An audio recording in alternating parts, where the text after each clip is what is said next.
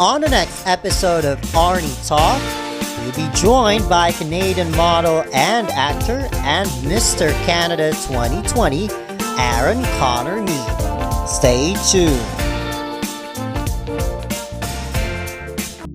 Hello everyone and welcome to Arne Talk. Our guest for today is a Canadian model and actor and Mr. Canada 2020. Please help me welcome Aaron Connor Mead. Hello. Hi Aaron. Hi Arnie. Hi everybody. Thanks for having me. Finally, it's a pleasure for me to have you in our show. How are you? I'm good. I have read your profile and I was really impressed with your background. You're studying at the University of Toronto. That's right. So you're an ESL teacher by profession. If you could walk us through what's an ESL, because you teach English to students from Asia. Yes. So ESL teaching is basically just teaching English as a second language. And that's what the ESL part means, like English as a second language. And yeah, I teach students in Asia, primarily from China. So I'm teaching them online from my home right now in Canada. But before this, I was actually teaching in China. I lived there in Shenzhen, and I taught students in a school in person, and it was awesome. It's a very rewarding job. I love it. I love teaching my students. They're always so excited and happy.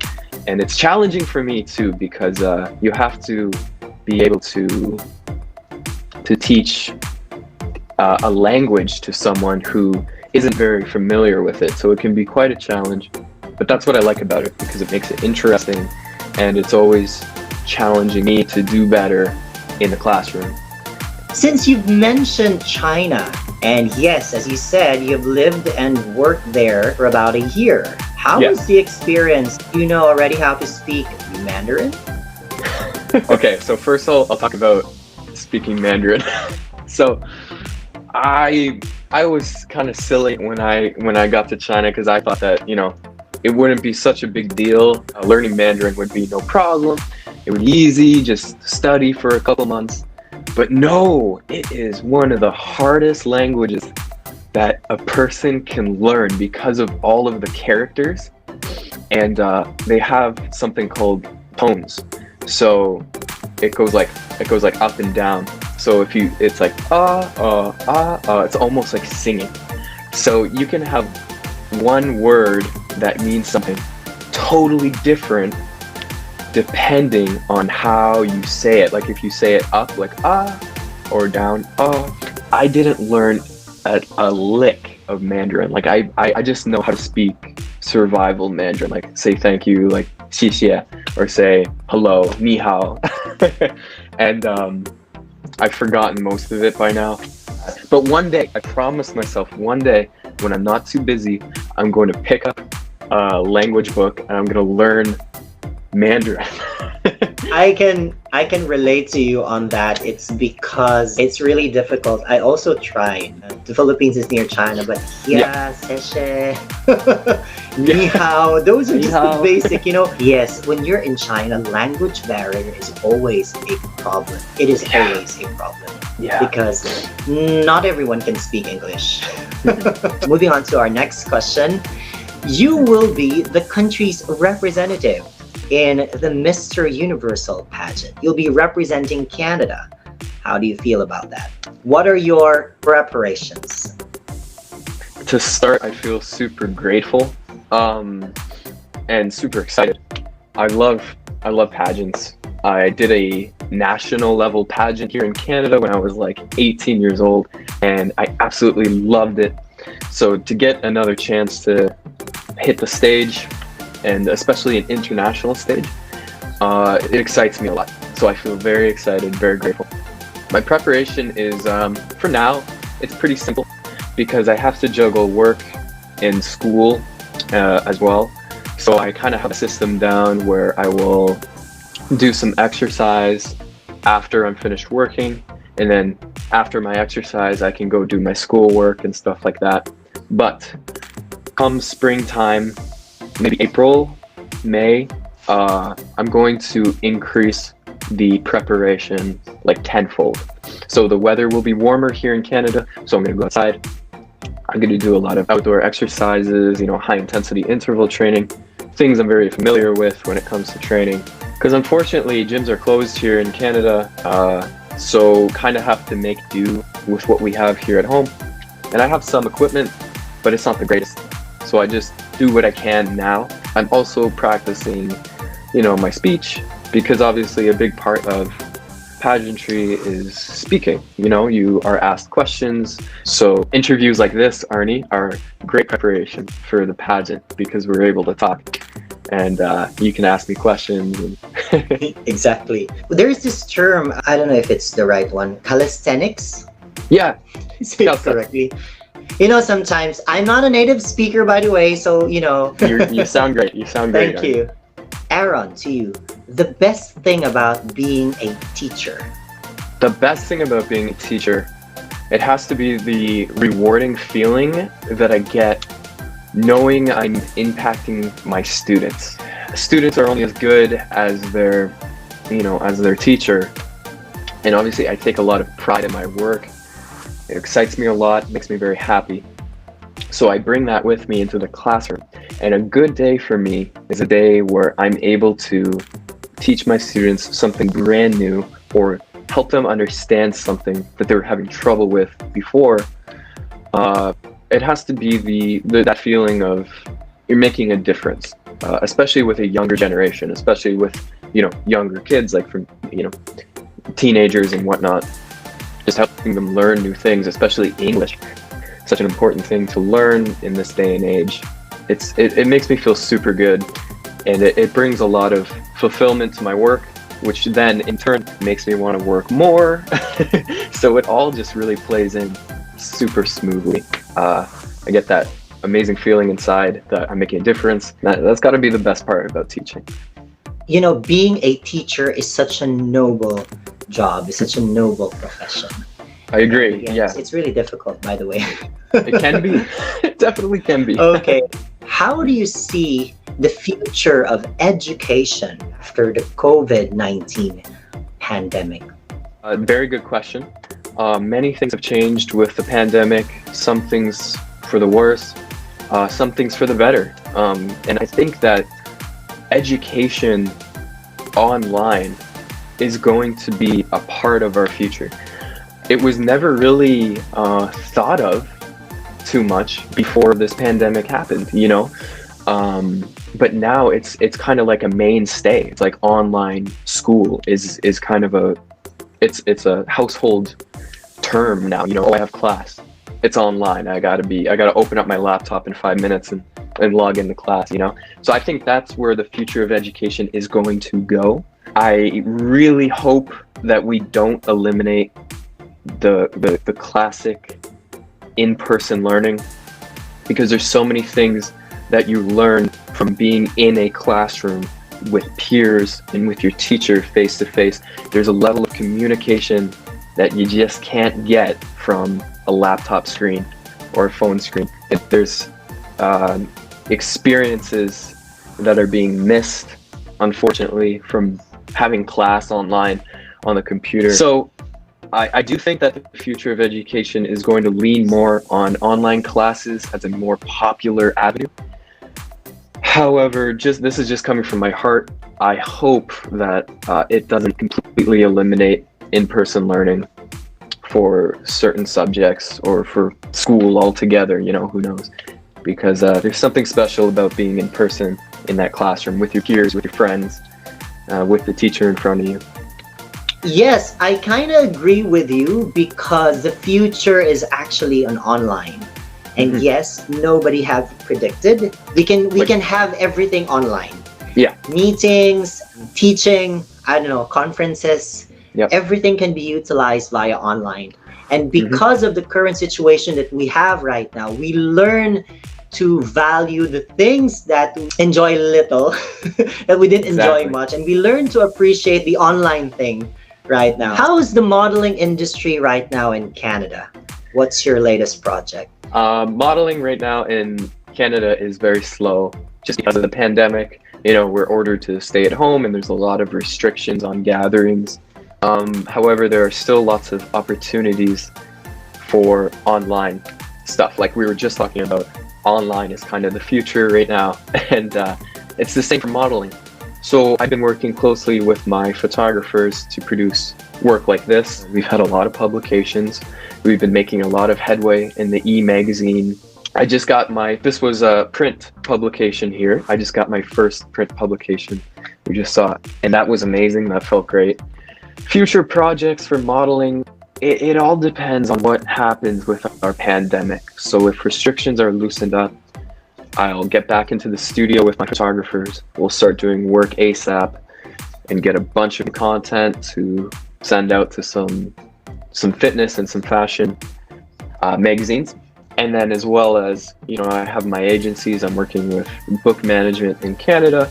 So whatever plans they have, they'll let me know and we'll go from there. And also, I've just been signed to an agency in the States called Colby Management, and they're awesome. And I think he has some big plans coming up for us once restrictions loosen up a bit and traveling is more of a possibility. Okay, you mentioned Colby, right? Is that based in Los Angeles? Yeah. So I'm kind of familiar with that agency. You would be in good hands. Okay. Yes.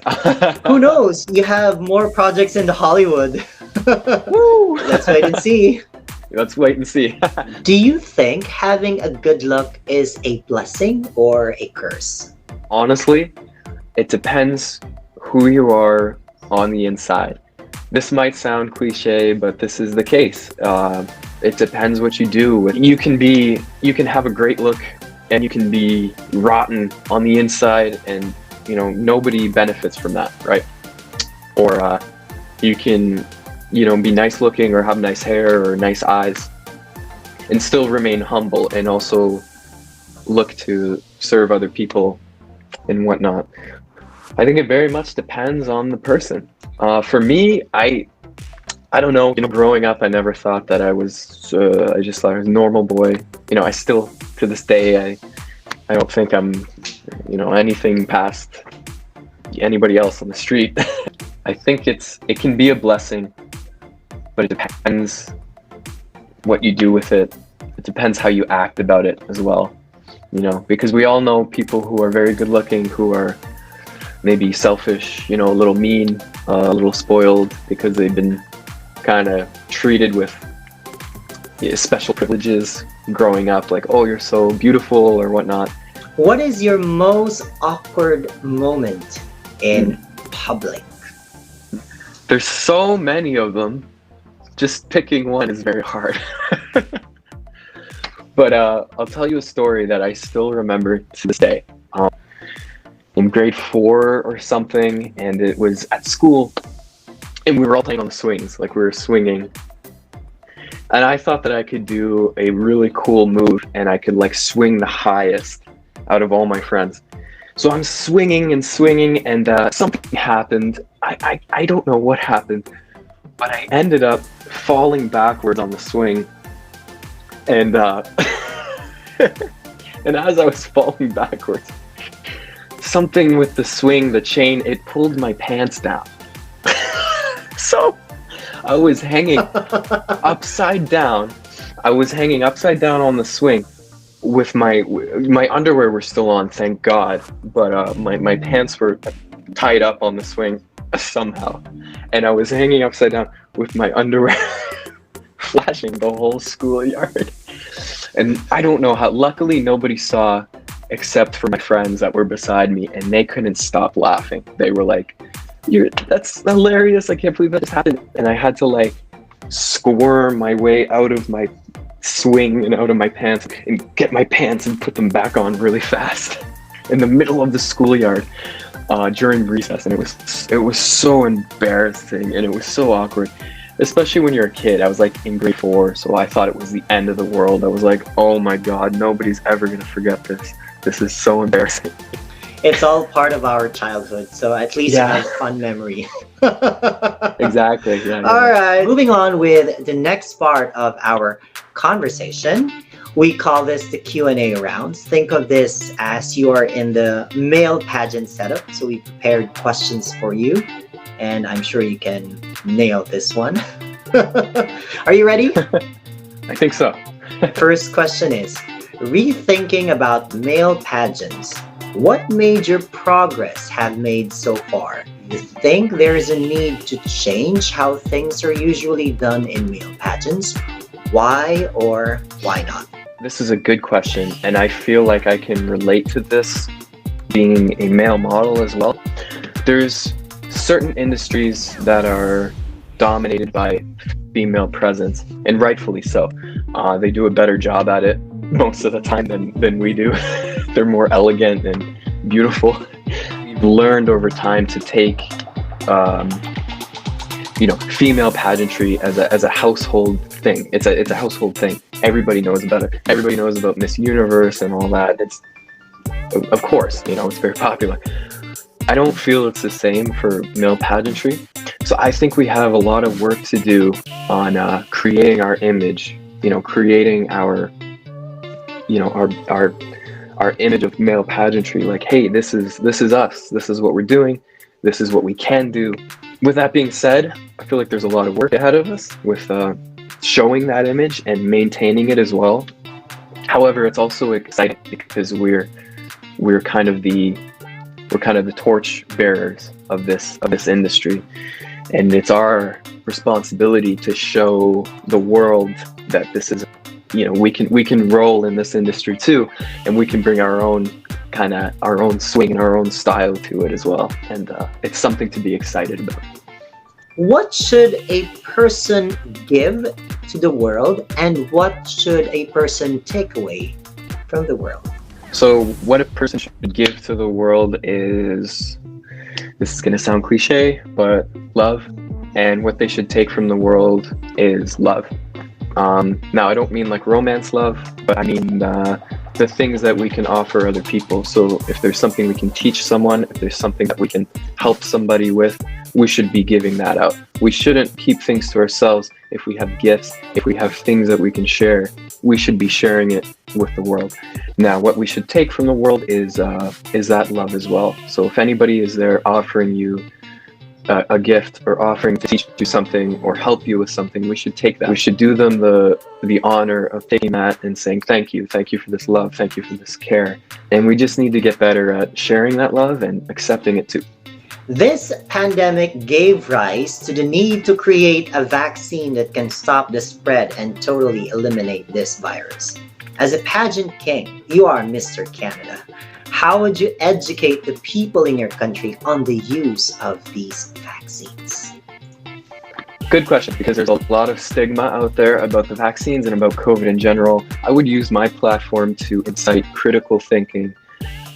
So not just taking information at surface value, but taking it, being curious about it, and doing the research yourself. So going online, looking up articles, learning more about it so that you're better educated about what choices that you can make. Because there's too many people, out there who get the surface information and they're not too sure what to do with it, and it scares a lot of people.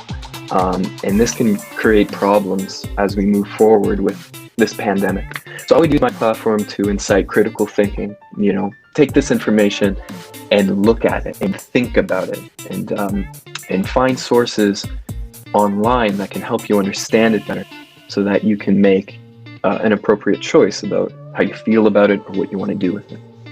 In relation to that question, there are claims that COVID-19 pandemic is also an infodemic. As an ESL teacher, or as a teacher in general, how can you help in spreading accurate, up-to-date, and effective information dissemination? So as an ESL teacher, it's my motto that we should use knowledge first. So I would take it upon me as a responsibility to make sure that the information I share with others is very accurate and it comes from good sources, so maybe something like Instagram on your news feed. If you see one of those posts that talk about COVID, it might not be the greatest source of information. It could be skewed, it could be subjective. It's better to go online or from a very valuable source and get the objective facts and share that instead of things that you can pick up on social media or hearsay from other people. A lot of countries in Asia have emerging and developing economies. What particular social issue is closest to your heart, and how do you think you can contribute in resolving it? Okay, English. There's a lot of developing things with Asia, of course, and I lived in China, so I know firsthand that one of the most important aspects of business and communication is having a second language to use in your skill set, right? And they say that English is the universal language. The proof is in the pudding. A lot of business deals and whatnot was done in English. Gaining English as a secondary language would help to develop, business relations even more so than they are right now. A young boy is watching right now and would wish to become someone like you. What is your advice? Self-reflection. So if there's any young person out there who's watching this and wants to become something more, it all starts from inside. It starts from you. It doesn't start from anything else. So take your time to learn about yourself. Sit in quiet. Think about the things that you like, the things that you don't like. Write down your thoughts in a journal and really become knowledgeable on who you are as a person. That is how you can help other people. That's the most important part. If you want to be great at helping other people and communicating with other people, you need to first understand who you are inside. Moving on with the next part of our conversation, this is what we call sexy talk. We will talk anything that begins with sexy. So are you ready, Aaron? So ready. The first one, sexiest song. Genuine Pony. Sexiest musical instrument. Piano. Sexiest animal. Tiger. Sexiest TV show. Bachelor. Sexiest movie. Braveheart. Sexiest scene you have seen in a movie. Braveheart, when he's kissing the French princess for the first time.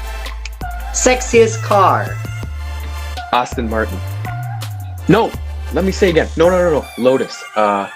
There's so many sexy cars. Lotus. Sexiest perfume. Anything fruity. Sexiest food. Chocolate strawberries. Sexiest clothes.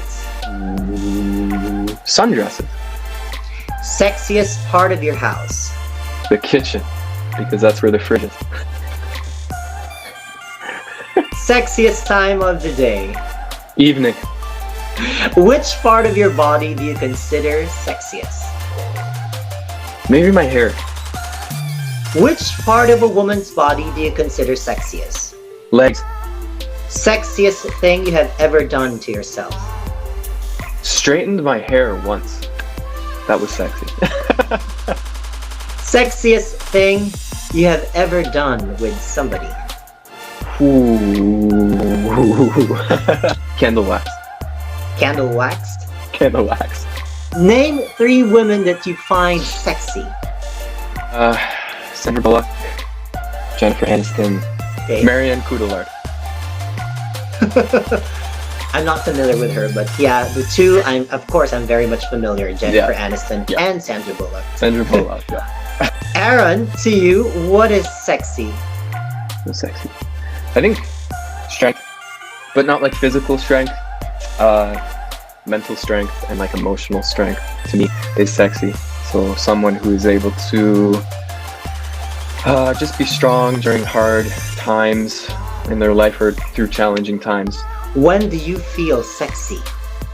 After I eat my first meal. Moving on to the next part of the conversation, fast talk. This is actually similar to the sexy talk, so you may answer this as fast as you can. First one, Twitter or Instagram? Instagram. Facebook or YouTube? YouTube. Your favorite book? Redwall by Brian Jakes. Your favorite line from the book that you read? I can't remember. It's too long ago. Okay. What is your lifelong dream? To become proficient in everything that I do. The funniest thing that has happened to you recently? taking too long to answer this question. That is the funniest thing that has happened to me. How much sleep do you get per night? 7 to 8 hours. How many pillows do you sleep with? 2. Last thing you do before you go to sleep? Read a little bit. Read a little bit. First thing you do as soon as you wake up? Go downstairs, coffee. Do you snore? A little bit. Shh. A little bit. Do you talk in your sleep? No. Boxers or briefs? Has to be boxers. What workout do you do? All of them. Beach or mountain? Ooh, beach. Good face or good body? Good face, because you can change the body. Long or short? Long. Thick or thin? Thick. Do you prefer to be called handsome or intelligent? Ooh. Intelligent. Lunch date or dinner date? Lunch. Love letters or sweet chats? Sweet chats. What else in a girl turns you on? Long hair. And what turns you off? Really, really, really short hair. Really short hair. Which do you prefer, a smart or a pretty girl? Smart. Smart. What is your ideal girl? Smart, but has a good work ethic, so will exercise with me and go to the gym with me and stuff, so we can get better. Who is your international celebrity crush? It's gotta be Sandra Bullock. Sandra Bullock. Does size matter? Yes. Are you currently dating someone right now? Yes. Yes. Okay. Well, not everyone would actually admit. Alright, because that's what they wanted to know. Everybody wanted that to know. Okay, so you're dating someone right now. Okay. Yeah. We're down to the last part of our conversation. One word that best describes you. Passion. The greatest thing that you learned from this pandemic. Not taking anything for granted. Aaron, the world is watching right now. How will you promote Canada to the rest of the world? I will promote Canada to the rest of the world by using every platform available to me. I will show off exactly what we can do in this industry, in both modeling and in pageantry. I will show the world that there is lots to be excited about when it comes to Canada. Before we go, I'd like to thank our friends in the entertainment industry in Toronto, Canada, headed by Richard Stefan, who made this interview possible. Final words to your fans, Aaron. Final words to my fans would be thank you so much for your support.